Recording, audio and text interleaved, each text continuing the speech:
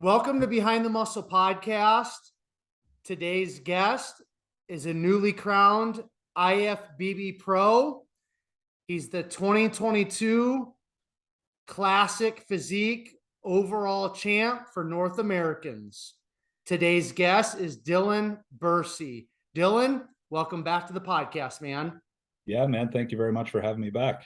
For sure. So as I always say, like I kind of told you just before I hit record, this is kind of one of the coolest things that I get to do as a bodybuilding podcaster. As I get to have athletes on before they turn pro, and then after you guys turn pro, I get to introduce you as IFBB Pro. So super fun for me. I'm sure it's pretty cool for all of you. But I just kind of want to get into North American. So we've already had you on kind of pre-show, kind of got the whole Dylan Bursey bodybuilding story.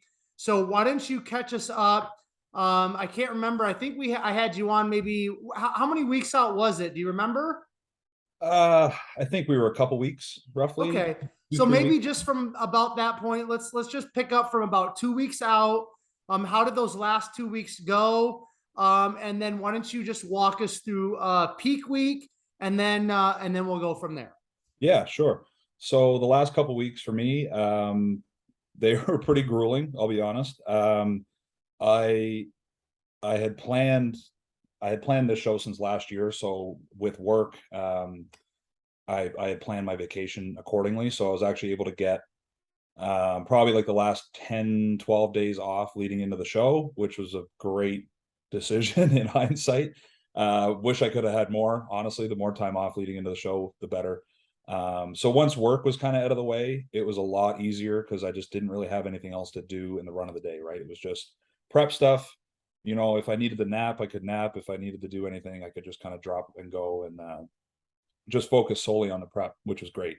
So that was a really, really good decision that I made there, which helped a lot leading into the show. That being said, you know, having all those days off, it still sucked. I'll be honest, it was still pretty brutal. So yeah, it was pretty, we didn't really change a whole lot as far as like diet, cardio, anything like that. Like we kept that pretty consistent through the entire prep. So we didn't have any drastic changes or anything like that. Weight was kind of coming in. We knew it was going to be right around the cap and everything. So we weren't too stressed. And yeah, getting even closer into the show, into peak week, we flew out to Pittsburgh on the Sunday. The show was on the Wednesday. So we flew in on Sunday. We got in Sunday morning. And yeah, from then we, you know, kind of just checked into the Airbnb, and we had a couple days of like training and cardio still left to do. Once we got settled with all of our groceries and stuff like that, it was pretty much just tick the boxes, you know, as far as training and cardio goes. And then the rest was just eat, pose, sleep, relax, try and keep the cortisol levels down, keep the stress down, and just focus on the show. And yeah, it was a fantastic week, man. We had a few of us down staying in the Airbnb, a great group. And yeah, it was a lot of fun. It was a ton of fun. Okay. Now what was cardio like kind of those last 2 weeks? Did you guys taper off? Did you increase it? What did that look like? And then what type of cardio did you do kind of throughout the entirety of prep? Like, were you on a stepper? Was it treadmill? Talk about that for a minute. We never like really fixated on like, oh, you needed to do treadmill, stepper, or anything like that. It was kind of free reign as far as what I wanted to do for cardio. We kept cardio at 45 minutes right through prep. We did have a week there, week to 10 days, probably around like the 5-week out mark, that we bumped it up to an hour. But other than that, we tapered it back to 45 minutes. I didn't do any cardio on leg days. We wanted to just try and keep my legs as full as possible. We didn't want them going flat. So that was the approach. And then I believe the last maybe 2 days, like the Sunday, Monday, I think we just did 30 minutes on those 2 days. But yeah, cardio was pretty consistent, and it wasn't too overbearing or anything like that through the whole prep, which is great. As far as what I would do for cardio, it would vary depending on the day, depending on what I was really in the mood for and how much energy I had and whatnot. I mean, I tried to use the elliptical as much as I could. I found the elliptical was was something that I could really push myself on and kind of keep a consistent pace, as opposed to like a bike or something like that. It's really easy to get complacent on a bike and not really realize how hard you're actually pushing your RPMs and stuff. So unless you're constantly watching that RPM meter, it's pretty tough to do that and stay consistent. So that being said, there were days that I would hop on the bike, but I would just be very mindful of that RPM meter and just try and keep that above like 90 RPM and just keep a good pace and really push it.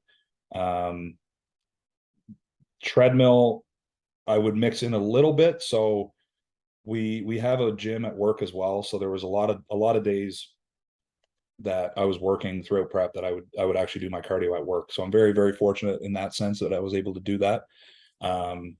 Just from, there's some days that you're just so rushed, you've got so many things to do, this, that, and the other thing, and then you got to make it to work. So there were a few days there that I would be able to just hop on the treadmill at work on a break and stuff and get it done there. So that was a huge help as well. I know there's not a lot of people that are in a position like that with jobs that are able to do cardio at work. So I mean, I'm very, very fortunate in that sense. So it would vary what I would do from day to day, but I would try and keep it to the elliptical or treadmill depending on what I had readily available, I guess, right? So For sure. Okay, so in terms of now, you said that you were kind of like right around the weight cap. So obviously, especially within classic physique, you got to be cognizant of that if you are close to that weight cap.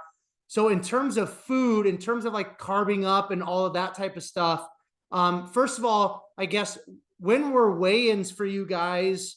In terms of before stepping on stage. So when did you actually weigh in?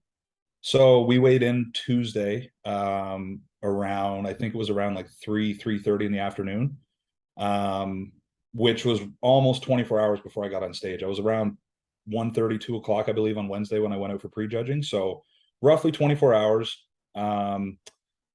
leading into Tuesday. So like we kind of started a slower carb up on Sunday on the day we traveled, and it wasn't too crazy. Like we kept, my meals that we were eating leading up to peak week, like, it was pretty much just beef and rice, chicken and rice, a little bit of oatmeal, very, very simple. So we basically just slightly up those carb numbers in those meals, and it wasn't anything too drastic.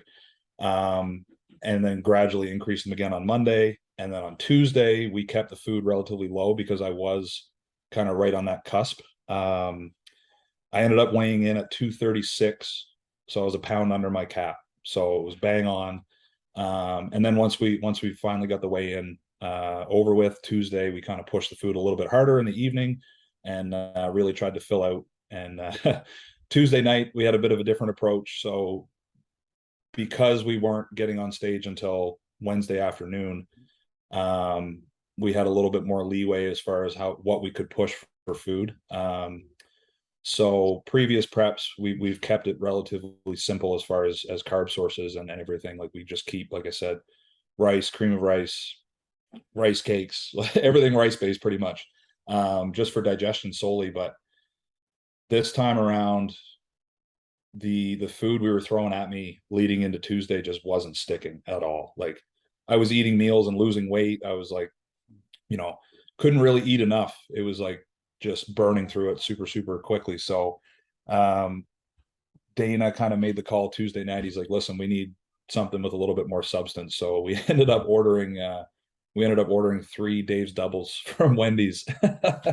And ended up driving those into me Tuesday night, and had a couple other little things too. And it paid off. Honestly, it really worked. It helped fill me out, and it just stuck to me a little bit more than what we were using prior to that. So the reason we kind of made that call was because we weren't getting on stage until later on Wednesday.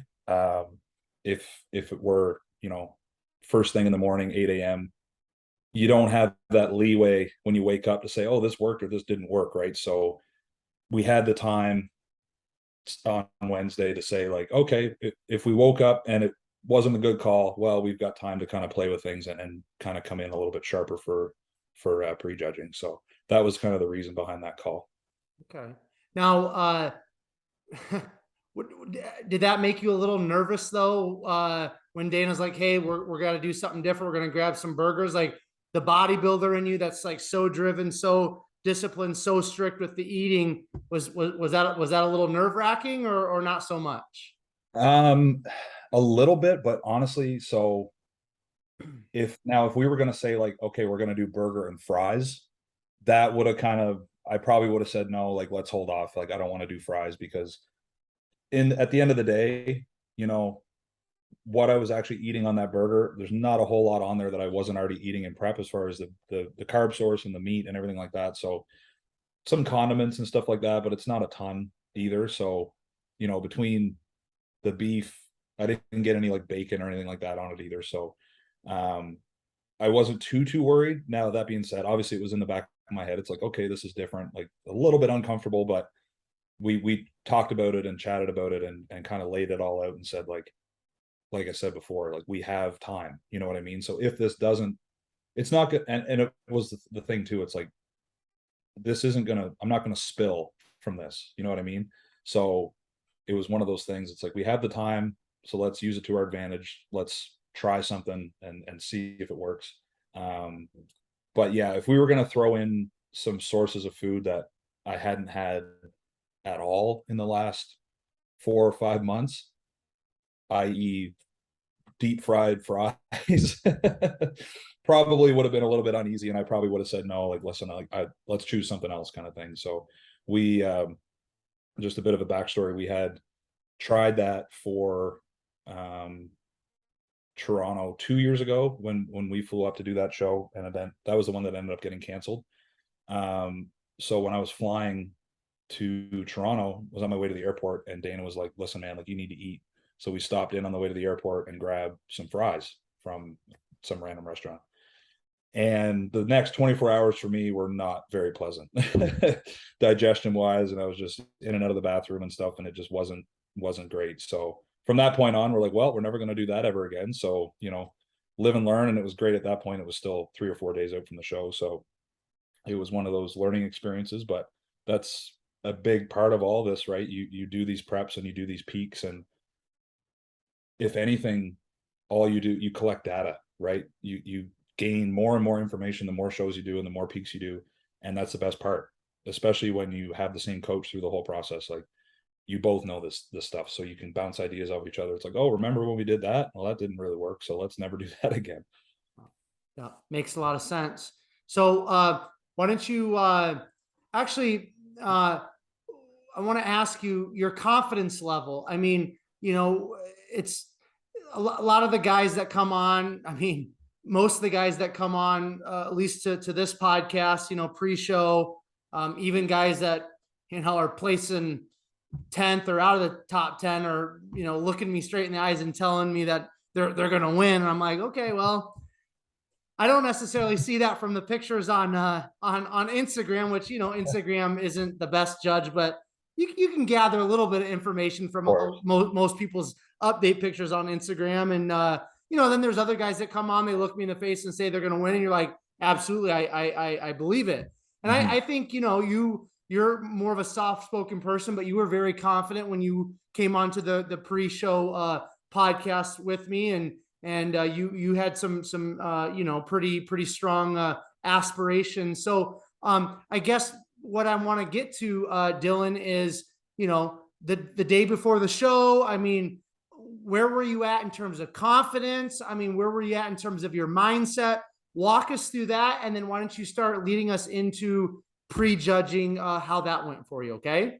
Yeah. Honestly, the whole week, and well, the whole prep, but especially like getting closer and closer to the show, I felt fantastic. I felt so good mentally. I was in a really good headspace. And I think the reason for that is just because I knew there was nothing else I could have done. You know what I mean? At the end of the day, I could hang my hat on that prep and say, I did every minute of cardio. I did like stuck to my diet, nailed this, nailed that. And like, there was no stone unturned. Right. So at the end of the day, that's the kind of the biggest reason for that. It's self-confidence, right? You're like, I did everything that I could to bring my best package and be at my best on that day.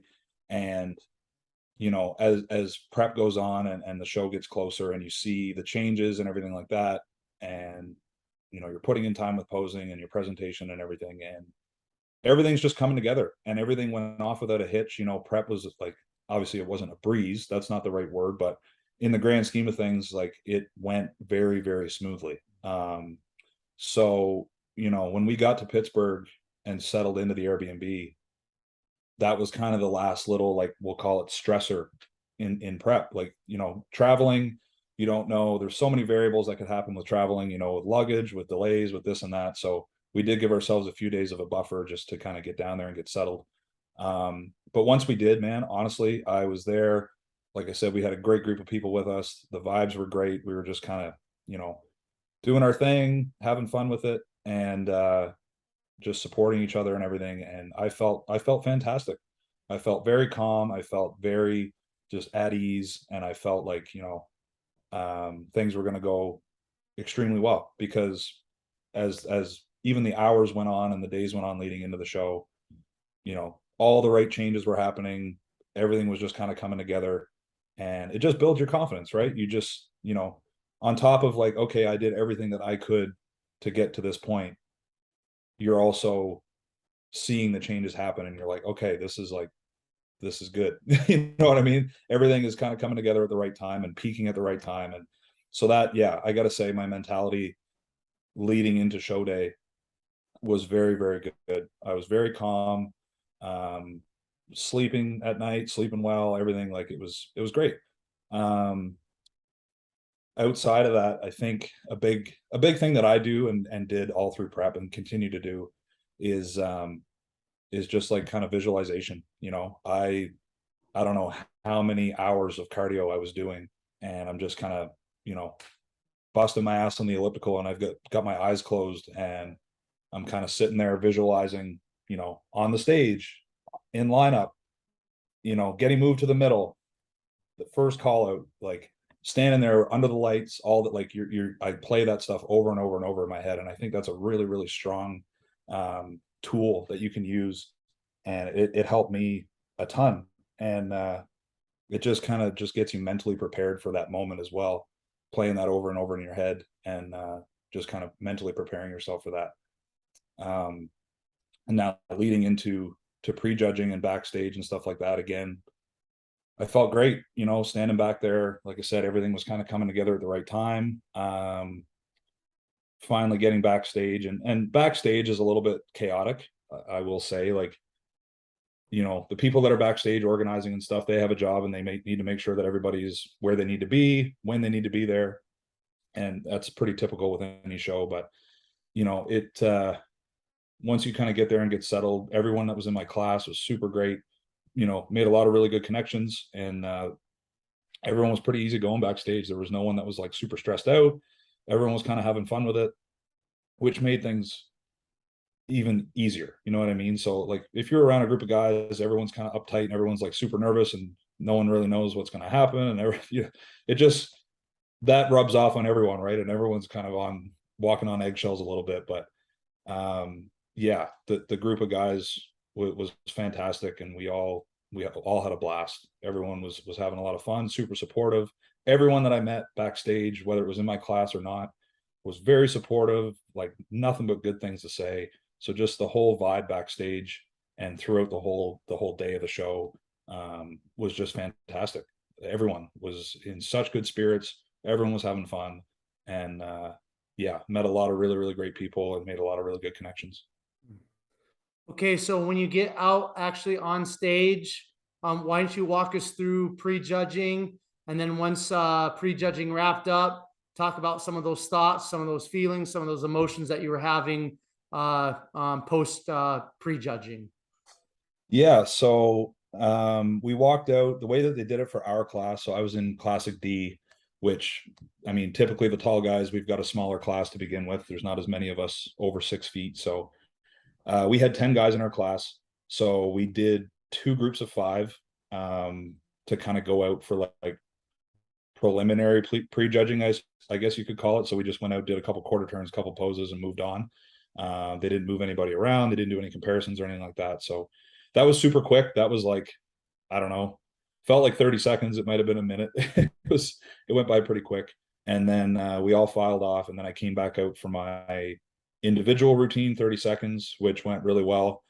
I rushed it a little bit. I've found previous times that, you know, that 30-second routine, they tend to cut you a little bit short. So I was trying to just like hit my poses and get through it. But watching the video and watching it back, I did rush through it a little bit, but I was just trying to get through it, you know. So kind of one thing to take away there is just to kind of stick those poses a little bit longer and hold those poses a little bit harder. So but it went well. That 30-second presentation went well, and then we filed back out again for comparisons, and they moved me to the middle right away, and I held the middle, and it went by pretty quick again. Like, it didn't feel like we were up there for very long. But yeah, we might have went through 2 rounds of comparisons, and they filed us off.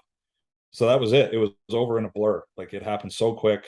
You know, there's so much anticipation and so many hours and days and weeks and months leading into that moment, and it's like, feels like 5 minutes and it's over and done with, and you're just like overwhelmed with everything. There's so many thoughts going through your head, so many emotions, so many things happen so quick. So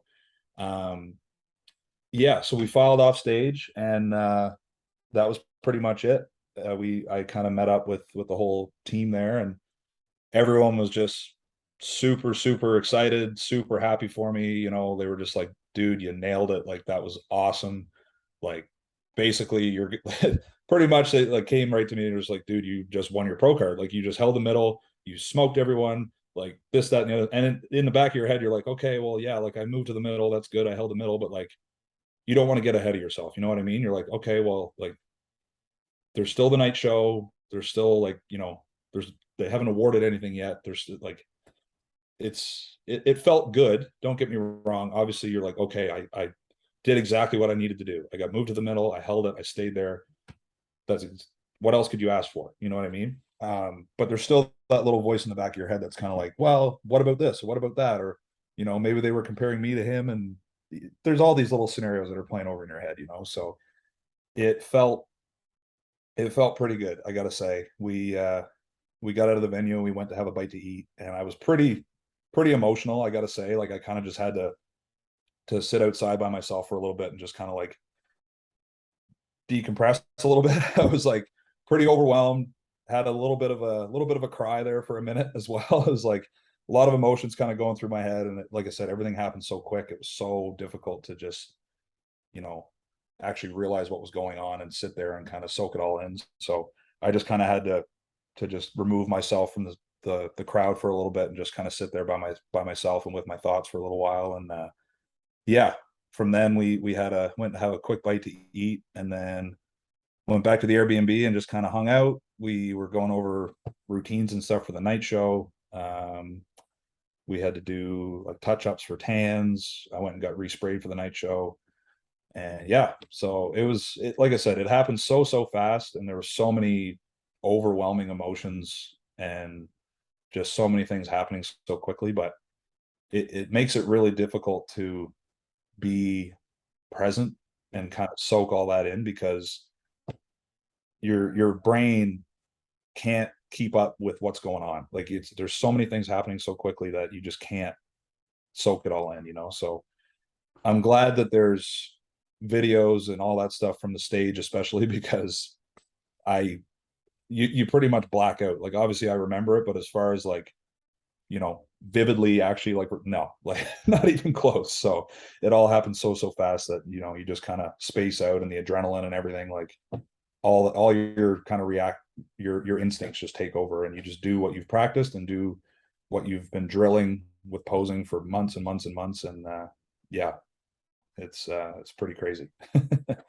So I know some of the open bodybuilders that have been on the podcast post North American said that they had a really long wait in between their prejudging and finals. Was that the same for you as well?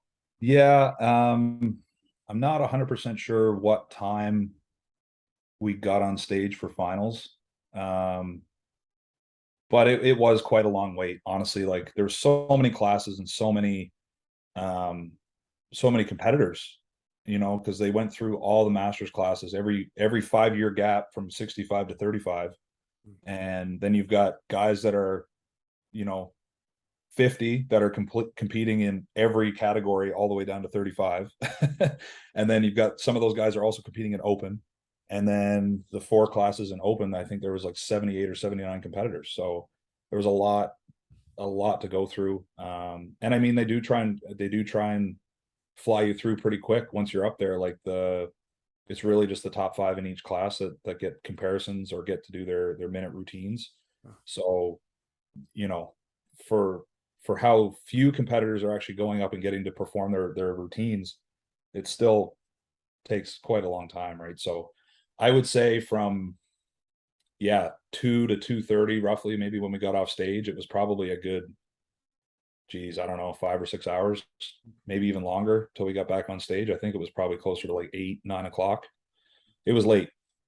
So yeah, it was a long day, and you know, it makes for an even longer day when you're just kind of like anticipating a potentially really good outcome. You don't know, but you have a pretty good feeling, like you're almost like 90% sure. You're like I might have my pro card in my hands in a couple hours, you know, and it makes for a pretty long day. You're just like super anxious and eager to go do it. And yeah, it was a lot of fun though. Honestly, like the whole experience, the whole day, like I said, being around all the right people, and just getting to meet people as well. So like, you know, after the prejudging, just kind of being at the venue, networking with people, getting to shake hands and meet people in the industry is just, that's another big part of these show weeks, right? It's such an important thing to kind of get your name out there and meet these people, and just kind of, you know, not just you the bodybuilder, but like you the person, and like, what do you actually do for a living? What do you do? Where are you from? And just kind of having those conversations with people is fantastic. Making all these connections, and there are connections that'll kind of last, you know, a lifetime as far as your bodybuilding career is concerned, right? So that's another big thing that I really love about show weeks. Okay, so Dylan, why don't you walk us then through the night show, and then walk us through the overall. Does that kind of work the same way as like open men's bodybuilding? If so, just talk about that, please. Yeah, so the night show, um we had, well, we knew who the top 5 were, so they had lined us up, you know, 5 and 5, so we knew who the top 5 were. And they had lined us up to go do our minute routines. So we went out and did our minute routines, and I don't think I don't think we did any comparisons or anything like that. I think we just did our minute routines, and then they did awards. So they lined us up and did awards. Yeah, so that was pretty exciting, you know. Getting called to win your class and win your pro card, like that was pretty awesome. That was the whole goal. That was what we were going down there to do, and we accomplished that. So that moment was pretty cool. Again though, like there's so many things happening so quickly that you're really not present. You're just kind of like, oh, that's my number, holy shit, like I'm gonna go out there and collect that, and just tell me where to go and what to do, because you're just kind of like aimlessly walking around. And yeah, and then me being the last open class, so we did our awards for the open class, and then they filed us all off, and I literally walked down the stairs, put my trophy and my pro card on the table, turned around and went right back up on the stairs with the other 3 guys for the overall, and went right to the line and stood there for comparisons. Like there was no break, nothing. They just filed me off stage. Okay, turn around, you're going right back up. So there was no time to like process any of this, to think about it, to do anything, right? So right back up on stage and right to the center line. And yeah, they put us through a full round, and then moved me in, and that was an incredible feeling. It's like, okay, that was, you know, step 1. Okay, we're in the middle, this is great. And then they put us through another round. We had a pose down, and then yeah, put us on the diagonals, and then called the overall. And I mean, I standing in that comparison on that line, like I've never felt like that in my entire life, I'll be honest with you. The pure adrenaline and just like the energy that's flowing through you is, I can't even describe it. It was so exhilarating and so exciting. Like I've never had more fun doing something in my entire life. I've said that to a few people. It's like that overall comparison was probably the most fun I've ever had doing anything.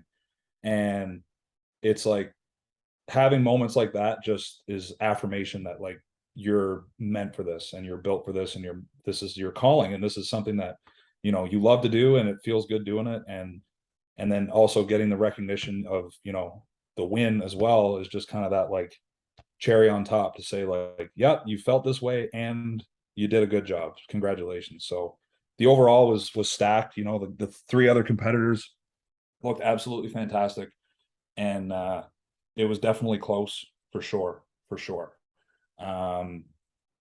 But yeah, it was a pretty amazing experience and pretty pretty exhilarating. It was like I said, getting moved into that middle, I was just like, when I got moved to the middle, the first thing that went through my head is like, there's no way I'm losing this. I said, I'm not breaking, I'm not missing a pose, I'm nailing everything. I had these thoughts going through my head. And it's like every pose they called, I just kept getting more confident, more comfortable.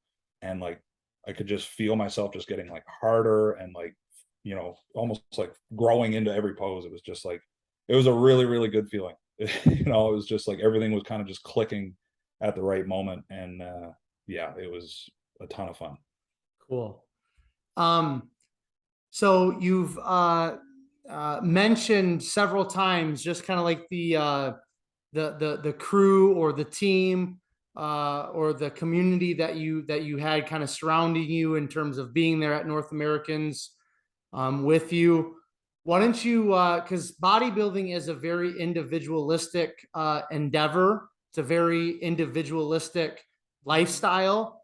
Mm-hmm. But all of the top athletes that come on the podcast, uh, or most of them would say, or have come to the realization, Dylan, that bodybuilding is it's a team effort, right? There's people behind the scenes that are helping this individual get on stage, and it's more than just one person most of the time.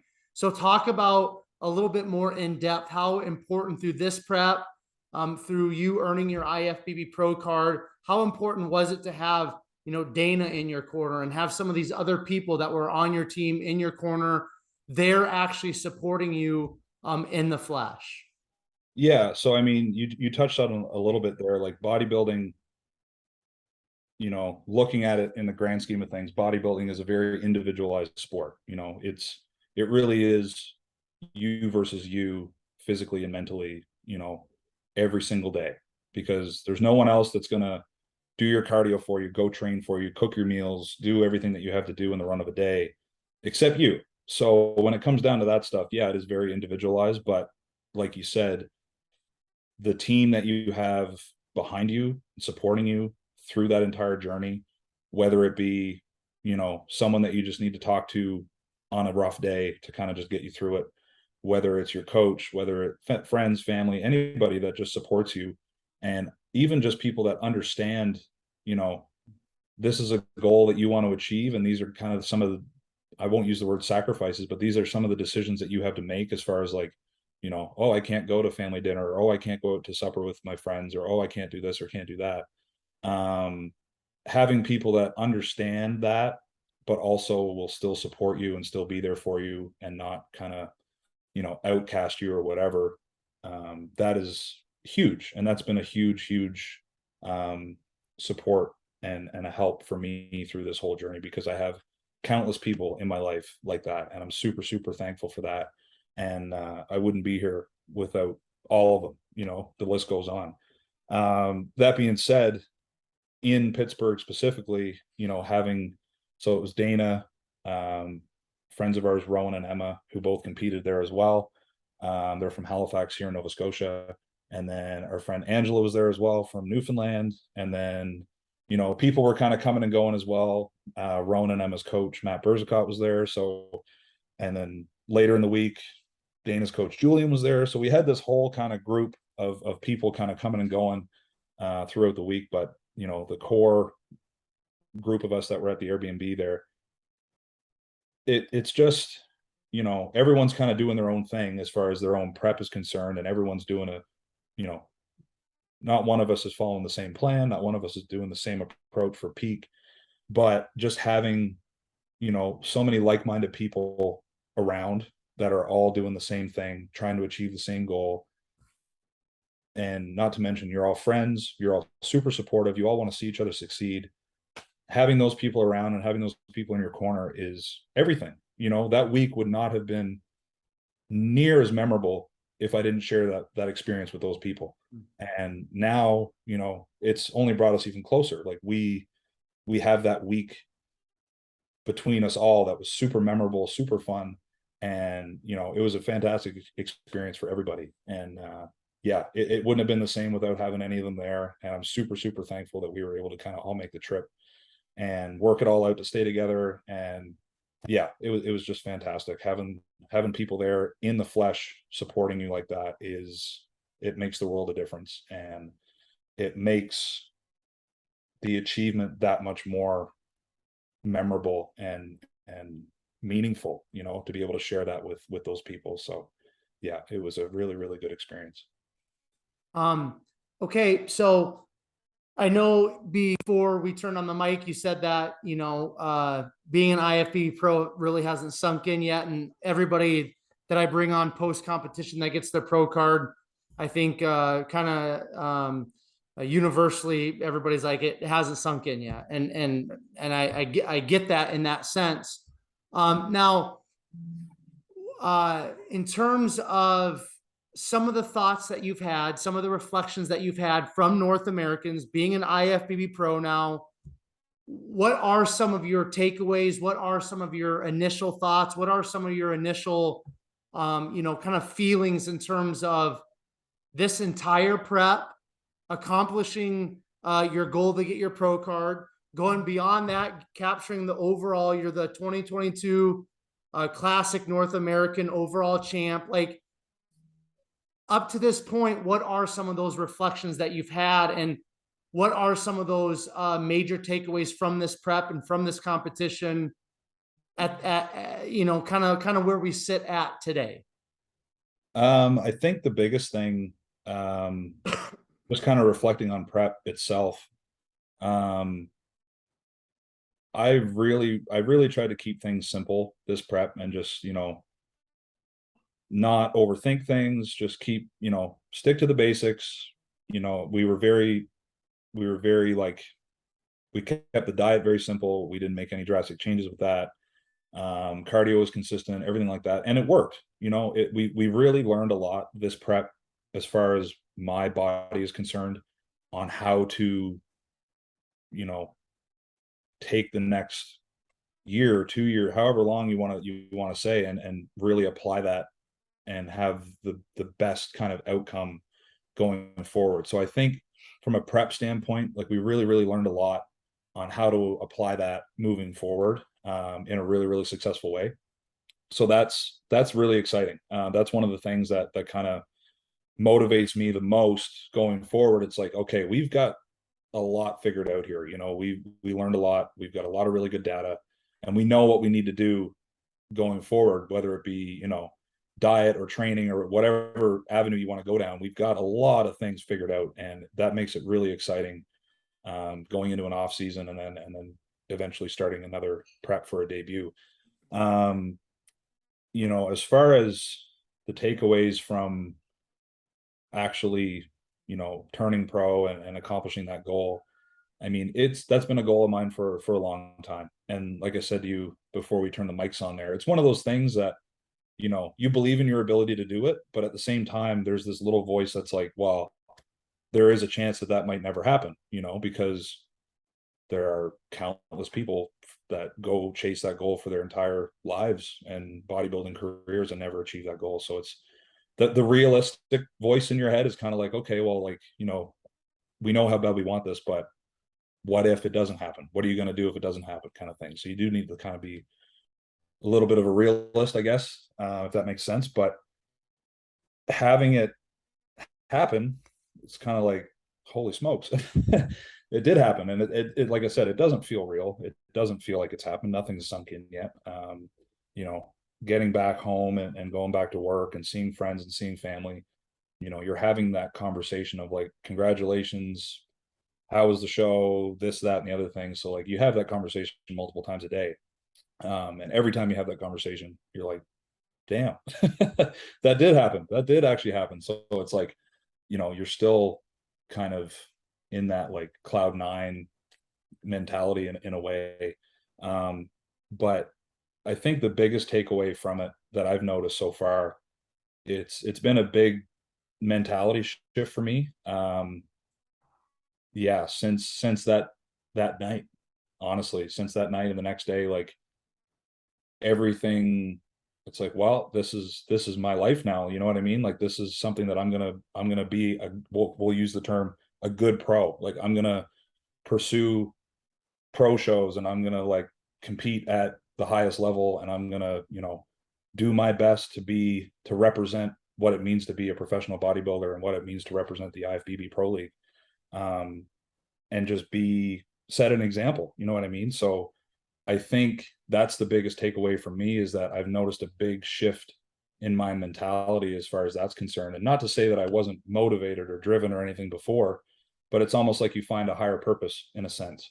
So, you know, that being said, like there's probably going to be a few life changes that I'll make, you know, subtle things, but like as far as like an off season is concerned, you know, I would say before, say you're at like 80% as far as like consistency and like diet and stuff like that, you're not bang on every single day, or I wasn't at least. And I know that. And it's like, okay, well, I should have been better. I could have been better. And it's like, if I accomplish this with, you know, with that off season mentality, and, you know, prep mentality is completely different, but you know, what if I applied prep mentality 365 days a year and gave it 110% every single day, and, you know, ticked every single box every single day, did my cardio, did my training, and like not just did it, but like nailed it every single day? What's that going to look like in a year from now? What's that going to look like in 2 years from now? So that's kind of like this whole upper level of like purpose and motivation that I've felt since Pittsburgh. And it's fantastic.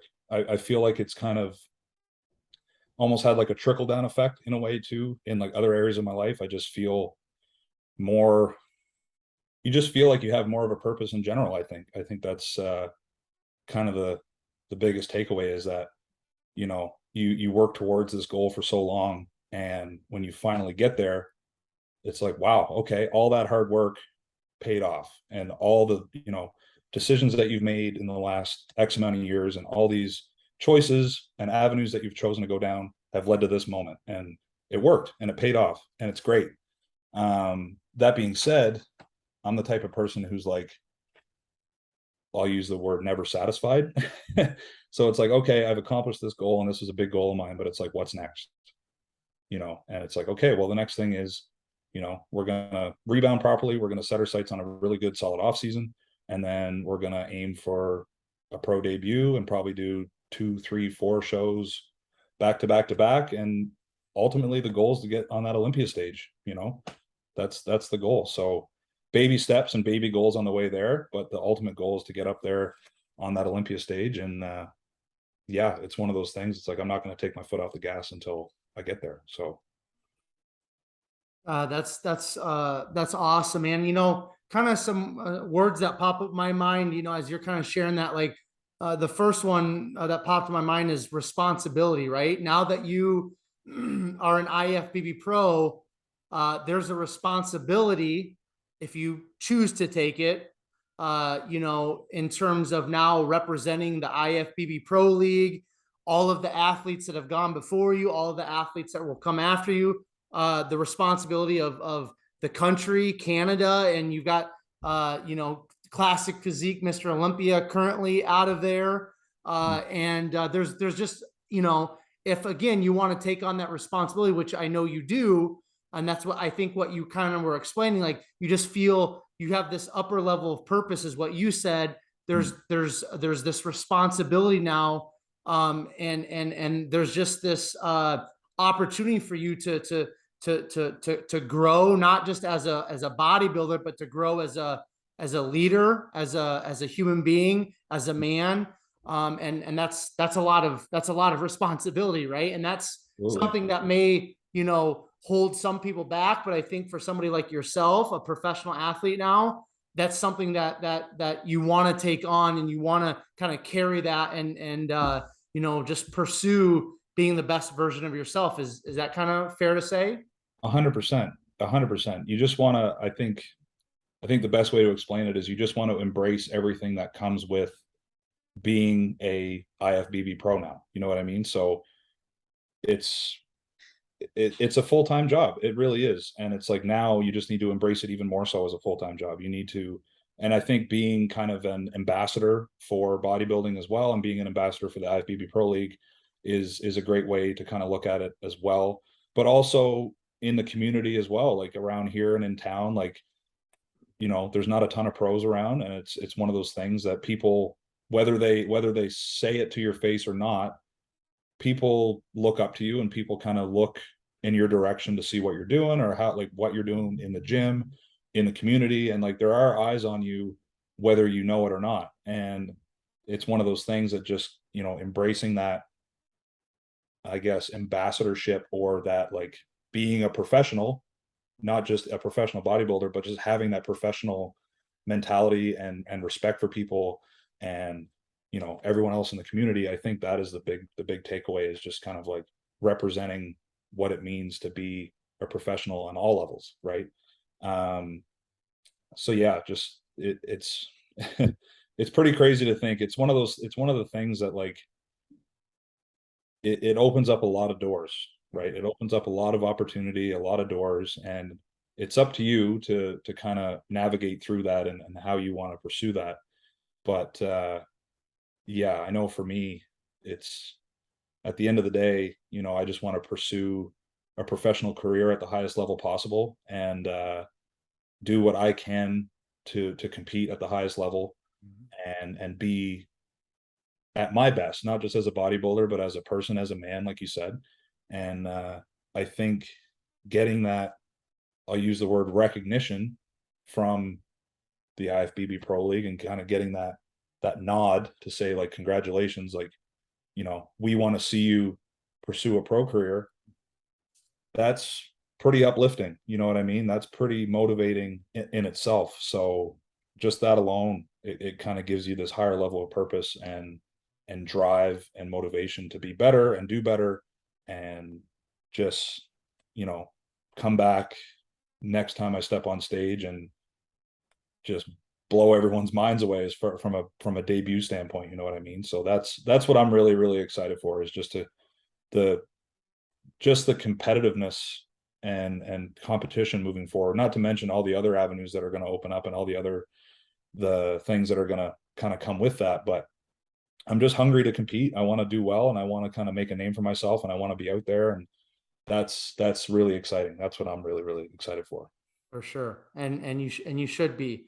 So we're going to start kind of wrapping things up here. But we're kind of at that point where, you're talking about your ultimate goal is stepping on the Olympia stage and being the best, competitor that you can be within the IFBB Pro League. So what are your and Dana's thoughts in terms of how long are you planning on taking off in terms of an off season? And then any thoughts of a pro debut at this point, or is that still just going to kind of take it day by day currently?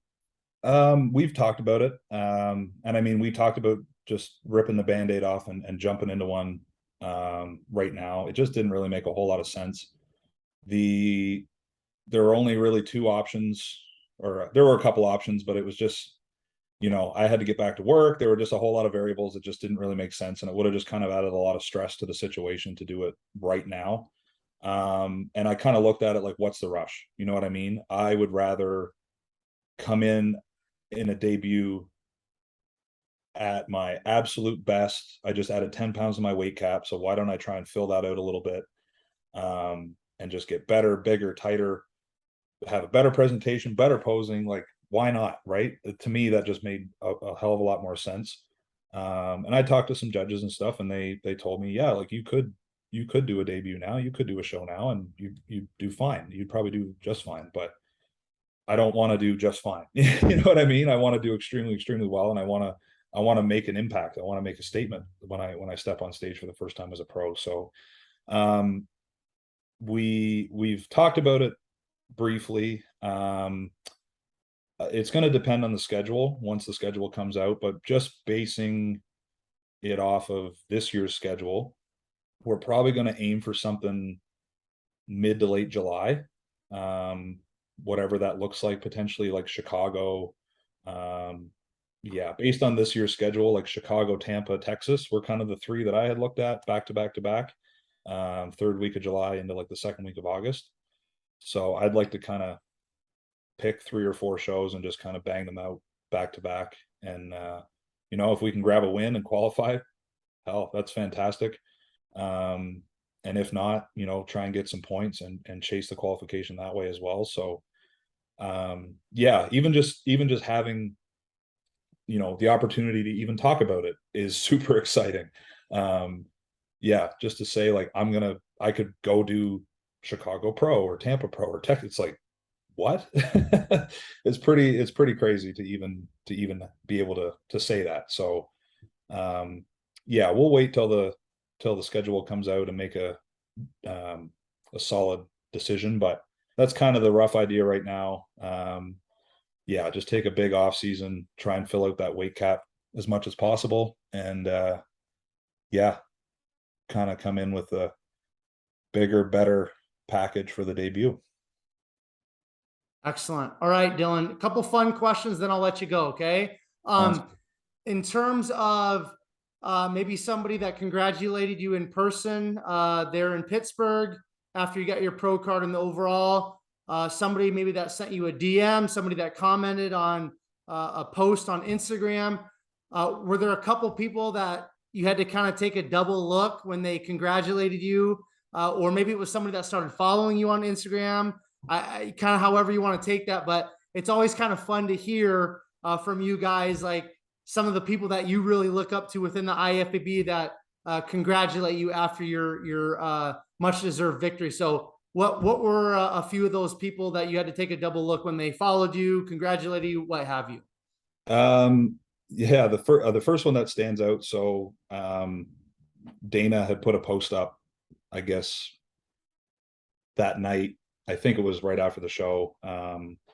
And Chris had commented on it. Congratulations, guys, well done. So that was pretty cool. Yeah. So I mean, Chris and Dana have a pretty good friendship and an established friendship from a few years back. So that's kind of where that connection comes in, I guess. But yeah, just having him kind of reach out and comment on that post was pretty cool. Wasn't really expecting that. And other than that, I mean, there was a lot of other Canadian pros. I'll use that. Yeah, mainly Canadian pros that whether they commented, reached out, sent DMs, shared stories, whatever it was. So it's pretty cool just to kind of get the recognition from your fellow pros now, I guess I could say, and especially fellow Canadians. So there were quite a few of those. That was pretty cool. And then, yeah, just like a couple different follows trickling in and stuff like that. Just unexpected stuff, right? You just stuff you don't really think about. And yeah, it's pretty. There was a couple days there of just like Instagram was a little bit overwhelming, we'll say, and it's like nearly impossible to kind of sift through it all. And I'm sure there's a ton of stuff that I missed, and yeah, it was just a little bit overwhelming. But it was it's a pretty cool feeling to kind of get that recognition from people that you respect and look up to in the sport, especially, you know, fellow Canadians and stuff like that. It's not as big of a community up here in Canada, and there's not as many pros, so it's cool to see yeah, the camaraderie and recognition from those guys was much appreciated. And yeah, it's pretty pretty overwhelming, but it's pretty cool, I gotta say. Yeah, I will never know that feeling, but I can only imagine that it's, you know, it's well, I mean, it's something that you've never felt before. I mean, when you guys earn your IFBB Pro card, like obviously you've never been in that place before, so, and it's nothing you've ever experienced, so it's gotta be overwhelming. It's gotta just be kind of like, you know, you're almost like, you know, in a dream, so to speak, especially like when you have Chris Bumstead of all people saying, "Hey, great job, guys." Like that's cool. Yeah. Now, another fun question. Do you know approximately how many new followers on Instagram that you've gained since you got that pro card? I mean, it's slowed down a little bit now. I mean, it's been 2 weeks, but within the first 24 hours was nearly 1,000. Okay. Yeah, like within, I'd say by the next morning, it was like 700 or 800, like overnight almost, which was pretty cool. I wasn't really expecting Yeah. that. In the last 2 weeks, I mean, it's probably been upwards of like, I don't know exactly, but somewhere in the range of like 1,200 maybe. And they kind of just keep trickling in day to day.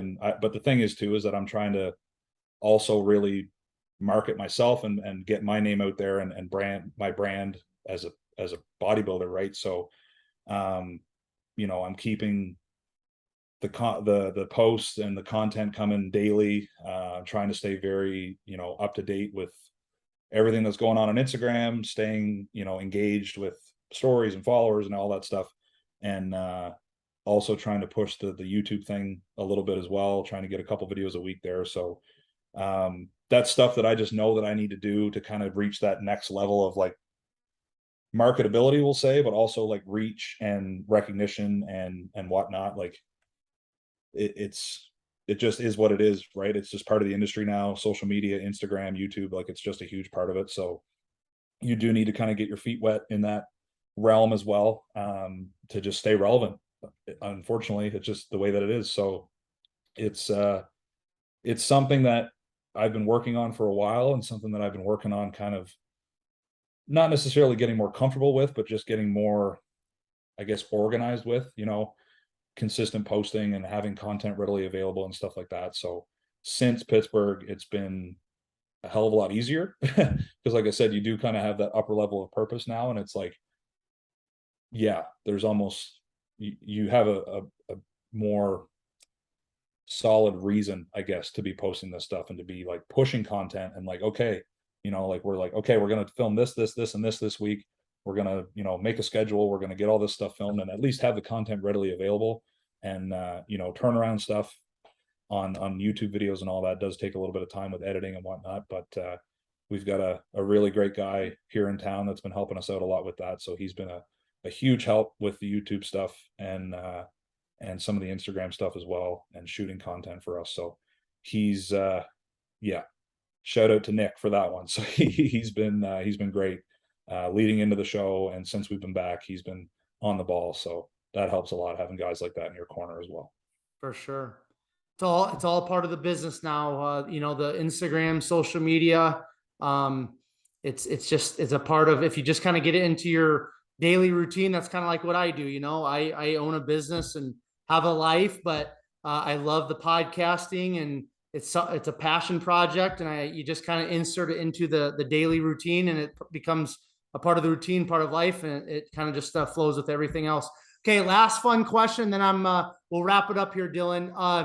Obviously, you had a few burgers, kind of like in terms of your carb up and things like that before you stepped on stage. But what was kind of a food that you were craving, or at least a food maybe that you were looking forward to having that you had, within a decent amount of time after you stepped off stage for your finals? Yeah, so it's kind of funny because I mean, leading into peak week and leading into the show, I mean, the daily cravings were completely random, day to day. Oh, I'm in the mood for this, I'm in the mood for that, anywhere from like pizza to movie theater popcorn to chocolate to candy to this, whatever, you name it, I probably had a craving for it at some point, right? So but that being said, when we had those burgers on Tuesday night, honestly, that crushed most of my cravings. Like when I finished the show on Wednesday, I wasn't really even in the mood for anything. A lot of that too was just like adrenaline, and like you're just not really thinking about food or anything. You're just like, hey, I need a little bit of water. And there's just so many thoughts going through your head. The last thing on your mind really was food. So it was a little bit disappointing. We so it was a Wednesday, so a weekday. So I mean, there wasn't a whole lot open to begin with, and it was also like 11 o'clock at night. So a lot of stuff was closed as far as restaurants go. So, I mean, we hopped on Uber Eats and kind of looked around to see what was out there, and there wasn't a ton of options. Myself and Rowan both competed that day. So we were the only ones eating anyway. Dana's in prep. The other two girls were competing on Saturday, so they couldn't eat anything.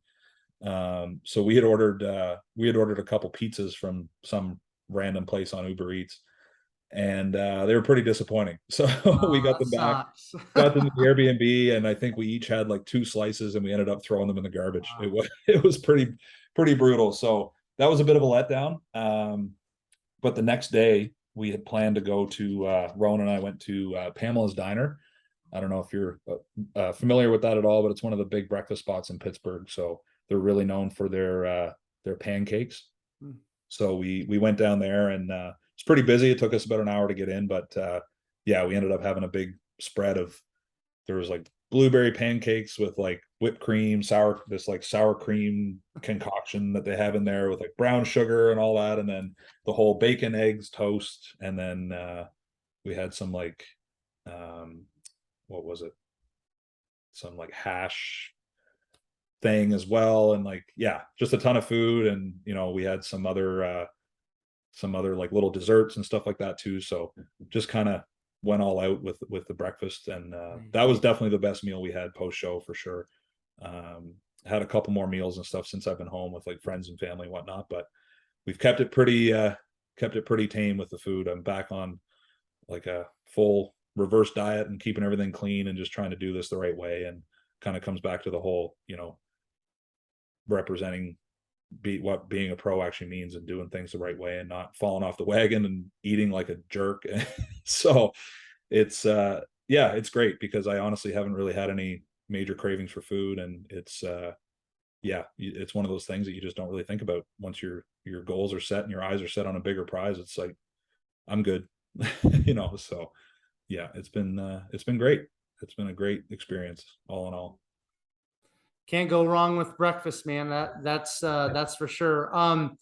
Okay, Dylan. First of all, man, thanks again for coming on, taking some time out of your daily schedule just to kind of do a little bit of a recap with myself and all the listeners and subscribers to Behind the Muscle podcast. Like I said, it's always cool for me to have you guys on pre-show and then post-show, kind of just recapping, especially when you guys get your pro cards. It's just it's really fun for me to be able to do that. So thank you, man. Before I do the quick outro, I again just want to give you an opportunity, the platform, just any shout outs, anything that you want to leave us with, man. The platform's yours, and then I'll do the quick outro, and that'll be a wrap. Yeah. Well, first of all, man, thank you for having me back on. It's been great. I've been looking forward to this, just kind of catching up and getting to, share my whole experience with everything. There's a lot that goes into it, and it's great to be able to kind of share not just, the show day experience, but the whole process leading up to it and afterwards. So it's great to have a platform for that. So I appreciate you having me back on and giving me the platform to be able to share that. But yeah, as far as, shout outs, just the same as before, the whole team there that was down in Pittsburgh, Dana, obviously, friends and family, everyone that's been in my corner, since day one, and continues to support me. And yeah, it wouldn't be possible without all of them. You know what I mean? Sponsors. Yeah, it's been a pretty wild journey, but it's ultimately just getting started, man. So just the tip of the iceberg. So I'm really, really looking forward to what's to come. I feel really, really hungry and driven, and yeah, it's going to be a lot of really good, exciting things on the way. Give us your Instagram, and then where can we find you on YouTube? Yeah, so Instagram is just my name, at Dylan Bursey, and same thing on YouTube, Dylan Bursey. Yeah, I've got my YouTube linked on my Instagram as well, so that's all there if you guys want to check that out. Give me a follow, subscription. Yeah, there's going to be lots of good videos coming out on YouTube. We've got 3 or 4 filmed, ready to go, and yeah, the Instagram content's just going to keep coming daily. So yeah, would appreciate that as well. Absolutely, man. All right, all of you who are tuning into another episode of Behind the Muscle podcast, thank you so very much. I appreciate all of you. I value all of you. And as I like to say, if it weren't for all of you, the podcast would not exist. First of all, why don't you guys, if you're on YouTube right now, or if you're not, head over to YouTube. Why don't you guys make sure you go to Dylan Bursey on YouTube, hit that subscribe button on his YouTube channel. I think it's really important for us fans to support these IFBB pros, especially the ones that are just turning pro, just really trying to get the content out there. You know, just really trying to, like Dylan said, take on the responsibility of being a professional bodybuilder, a professional athlete. So make sure you guys subscribe to Dylan on YouTube. Also, if you're not following Dylan on Instagram, make sure you guys give him a follow. Dylan's Instagram will be down in the show notes. So whether you're listening, watching this on YouTube, or if you're on iTunes or some other platform, you can just scroll down in terms of the show notes of Behind the Muscle Podcast, and you can find Dylan's Instagram as well as BTM's Instagram. So subscribe to Dylan on YouTube, follow him on Instagram. Also, make sure you subscribe to BTM, Behind the Muscle Podcast, on YouTube. Follow us on Instagram. Take this specific episode with Dylan, share it on your Instagram stories, please. Make sure you tag Dylan, tag his coach, Dana Baker, tag Behind the Muscle. That would be greatly appreciated. And then, as always, I will leave you all with this. Remember, behind the muscle, there's always a story. We'll catch you guys later.